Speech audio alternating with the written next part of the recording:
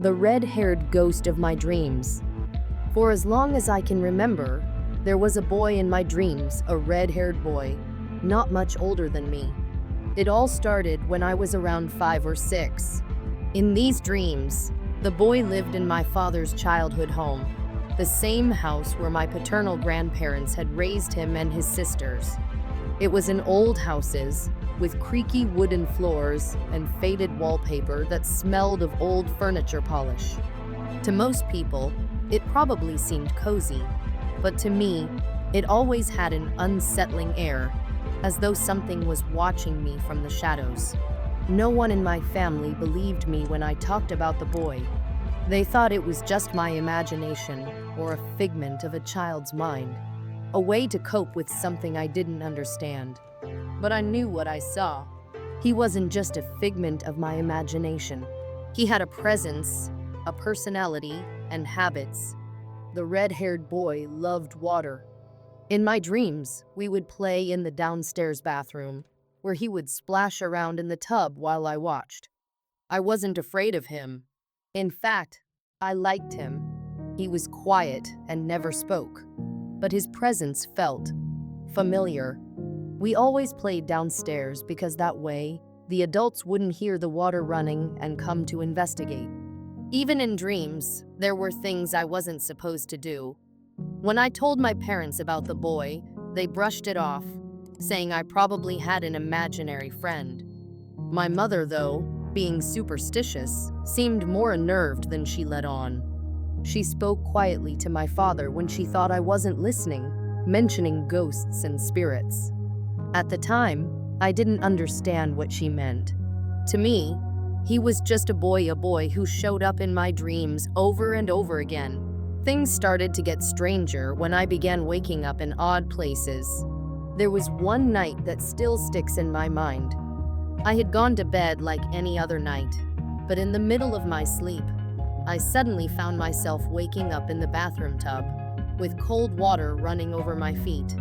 My clothes were soaked, and I was shivering. The bathroom was dimly lit by the faint moonlight creeping through the window. I had no idea how I'd gotten there, but I remembered my dream vividly. The red-haired boy had been there, playing with the water, his blue overalls and green shirt soaked through, just like mine were now. I sat there, frozen with confusion and fear, as the soft sound of the water continued to flow. When my parents found me, they were alarmed and confused. They questioned me, but I didn't have any answers. The boy had been there with me in the dream, and yet, there I was, alone in the tub in the middle of the night. That incident was enough to convince my parents that something was wrong. My mother, who had always believed in spirits, started talking about the house being haunted. My father, though skeptical, didn't want to take any chances. Within days, we packed up and moved out of the house. I was sad to leave, but I also felt a strange sense of relief, as though the houses had been holding on to something that didn't want to let go. 3 days after we moved out, my dad's cousins moved in. I hadn't met them before, but they had children close to my age. We hadn't spoken much, but soon after they moved in, something odd happened. Their kids started talking about a strange boy they saw in their dreams, a boy with red hair, wearing blue overalls and a green shirt, just like the boy from my dreams. They even mentioned that he was always barefoot and wore socks that were dirty, almost stained with something they couldn't describe. When I heard them talk about him, my heart raced. They described him exactly the way I had seen him, down to the smallest detail. I hadn't told them about the red-haired boy, so how could they know? They said he liked to play in the kitchen and backyard, asking them for food. They told stories of waking up in the middle of the night, finding themselves covered in food stains or lying on the kitchen floor surrounded by half-eaten snacks. It was as if the boy had lured them into some kind of trance, making them do things in their sleep. I'll never forget how relieved I felt when they backed up my story. Finally, I wasn't the only one who had seen him. I wasn't crazy. The boy was real at least. real in the sense that he appeared in all of our dreams. But as the cousins talked more and more about him, my sense of relief turned into something darker. The red-haired boy wasn't just playing harmless games anymore. He was affecting their lives, their sleep, and their sense of reality. The youngest of my cousins, Emily, was only 4 at the time. She seemed to have the strongest connection to the boy. She would often wake up crying, saying that the boy wanted her to follow him outside, to the backyard. She said he was always hungry, always asking for food, even though he never ate it. My dad's cousins were getting worried. The children's behavior was changing. They were becoming irritable, their sleep disturbed, and they were often found wandering the house at night.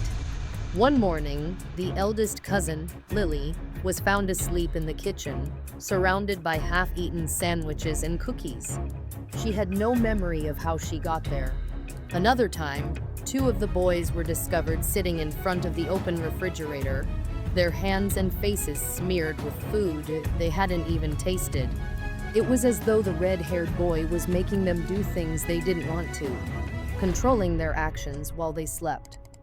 Fearing something was terribly wrong, my dad's cousins decided to have the house blessed by the local priest. They were devout Catholics, and while they hadn't believed in ghosts before, they were willing to try anything to stop the strange occurrences. The priest came and walked through every room, sprinkling holy water and saying prayers. For a while, it seemed like things calmed down.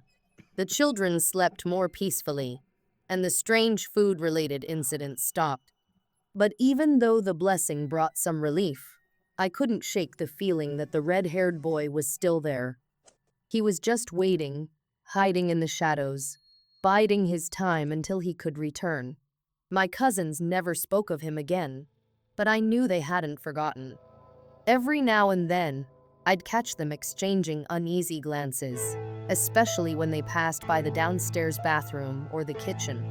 As I grew older, I tried to forget about the red-haired boy. I convinced myself that it had all been a strange, shared delusion, a product of our young minds and the eerie atmosphere of that old houses. But even now, years later, I still dream about him. The dreams aren't as frequent, but when they do come, they're as vivid as ever. He's always there, in the same blue overalls, his socks still stained, and that same expressionless face. One day, out of curiosity, I asked my dad about the history of the houses. He didn't know much, but he mentioned that before my grandparents had lived there, the houses had belonged to another family. A family with a little boy who had died tragically in a drowning accident. He was only 7 years old. My dad didn't know much more than that, and I didn't press for details, but it made me wonder, was the red-haired boy in my dreams the spirit of that little boy? Had he been reaching out to me, to all of us, from beyond the grave, trying to relive his childhood in the only way he could? I never got a clear answer, and maybe I never will. Some things aren't meant to be understood, I suppose. But every time I think about that house, I can't help but wonder if the red-haired boy is still there, waiting for someone else to notice him, to play with him, and to help him find the peace he never had in life. Cropsey remains a terrifying figure, blending folklore with chilling real-life events. The 2009 documentary Cropsey explores this unsettling mix, showing just how thin the line between myth and reality can become. The legend of Octavia Hatcher buried alive, it's one of humanity's greatest fears. The sheer horror of waking up, trapped beneath the earth, knowing there's no way out, is a nightmare that has haunted people for centuries. And no story captures this terror more vividly than the tragic tale of Octavia Hatcher, a woman whose death and the terrifying events that followed have left an eerie mark on Pikeville, Kentucky. The year was 1891, and Octavia was a young mother living a peaceful life in Pikeville. Her days were filled with the joys and challenges of raising her newborn son, Jacob. But not long after Jacob's birth, tragedy struck. Octavia began to feel weak, her energy drained as if life itself were slipping away. She was soon bedridden, her condition worsening each day. Her family, worried and confused, called upon local doctors, but no one could figure out what was wrong. Days passed, and Octavia's condition deteriorated. Then, without warning, she slipped into a deep, unshakable coma. Doctors could do nothing but declare her dead. Grieving and heartbroken, her husband, James Hatcher, arranged for a quick burial common in those days, especially during times of unexplained illness. Octavia's body was laid to rest in the family plot at Pikeville Cemetery, her loved ones torn apart by grief. But as the days went on, something strange happened. Other townspeople began to exhibit the same symptoms. Octavia had weakness, lethargy, slipping into comas. Unlike Octavia, however, these people began to wake up. This sudden twist sent a wave of fear through Pikeville. A horrifying thought gripped James. Had Octavia been buried alive? In a panic, he ordered her body to be exhumed. When the coffin was opened, the scene inside was one of pure horror. Octavia's body showed clear signs of her struggle. The lining of the coffin was torn and scratched. Her nails were broken and bloody, her face marred with desperate scratches. Octavia Hatcher had been buried alive. Devastated by guilt and grief, James built a large stone monument in her honor, a symbol of both his love and the tragic mistake that had taken her life too soon. The statue, which stands in Pikeville Cemetery to this day, is a haunting reminder of the fear of being buried alive, a fear that, in Octavia's case, had tragically become reality. Over the years, Octavia's story has turned into a chilling ghost legend. Visitors to Pikeville Cemetery report strange occurrences near her grave. Some say they've seen her statue move, its face turning downward on the anniversary of her death. Others have claimed to see her ghost wandering the cemetery at night, her spirit restless, unable to find peace after such a tragic death. Octavia Hatcher's story isn't just a legend, it's a warning, a reminder of the dangers that once came with illness and uncertainty in the days before modern medicine. And for the people of Pikeville, her tale keeps the fear of premature burial very much alive. The real story behind Charlie No-Face legends often have a way of twisting reality into something far more terrifying than the truth. This is certainly the case with the story of Charlie No-Face, a figure that haunted the roads of Pennsylvania for decades. The tale of Charlie No-Face told of a faceless man with glowing green skin who roamed the highways at night, scaring anyone who crossed his path. Some said he was an alien, others believed he was the result of a terrible experiment gone wrong. But behind the frightening story is a sad and very real truth. The man known as Charlie No-Face was actually Raymond Robinson, born in 1910 in Beaver Falls, Pennsylvania. As a child, Raymond suffered a horrific accident that would change his life forever. One summer day in 1919, Raymond and his friends were playing near a railroad bridge when they spotted a bird's nest on a high beam. Raymond, curious and adventurous, decided to climb up and take a closer look. But what he didn't know was that the bridge carried high-voltage power lines. As he climbed, Raymond accidentally touched a live wire. The shock was so powerful that it knocked him unconscious and severely burned his face and upper body. His nose and lips were gone, his eyes were damaged, and his skin took on a greenish way due to the burn scars. Raymond survived, but his appearance was forever changed. For many years after the accident, Raymond lived in near isolation. People stared at him when he ventured outside, and cruel rumors spread. In a time before social understanding of disabilities or disfigurements, Raymond became an object of fear. He only felt comfortable going out after dark. and he would take long walks along the empty roads near his home. Soon, stories began to circulate about a faceless man who roamed the roads at night, and the legend of Charlie No Face was born. As the tale spread, it became more and more exaggerated. Some claimed he had glowing skin or that he was a ghost.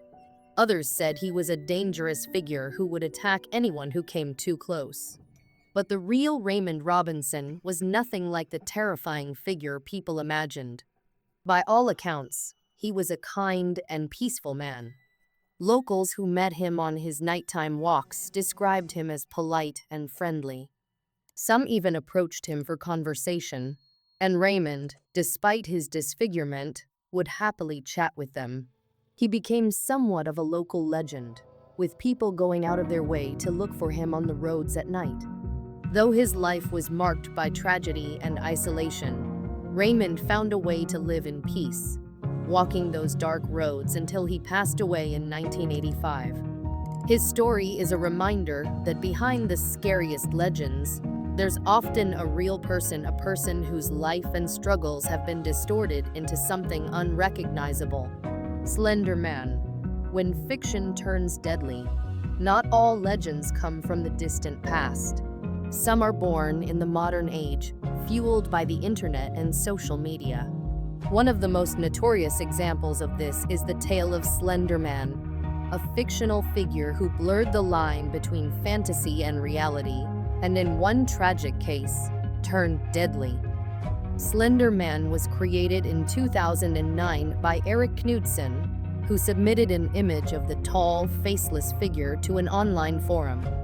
In the image, Slender Man is depicted as a thin, unnaturally tall man in a black suit, his face blank, standing eerily in the background of an old photograph of children. The image, along with a brief story about him stalking and abducting kids, quickly went viral. As the Slender Man myth grew, so did the stories surrounding him. People began writing fan fiction and creating videos, each adding more layers to the legend.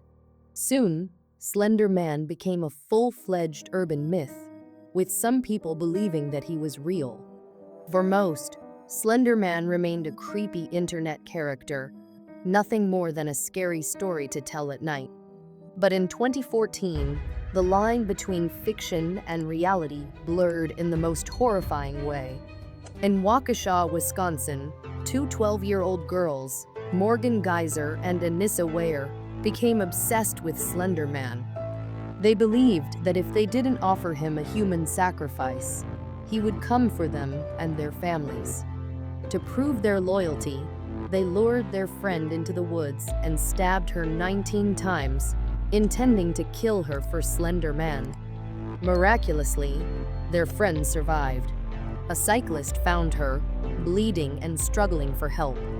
She was rushed to the hospital and managed to pull through. Morgan and Anissa were arrested and later diagnosed with mental health disorders. The case shocked the world, raising serious questions about how online myths could influence young, impressionable minds. Slender Man, though entirely fictional, had become more than just a story. For Morgan and Anissa, he was real, a figure who held power over their thoughts and actions. Their tragic belief in him revealed just how dangerous modern myths can become when mixed with mental illness and the boundless reach of the internet. The power of legends, from the terrifying tale of Octavia Hatcher to the tragic story of Raymond Robinson and the modern horror of Slender Man, urban legends continue to shape how we see the world.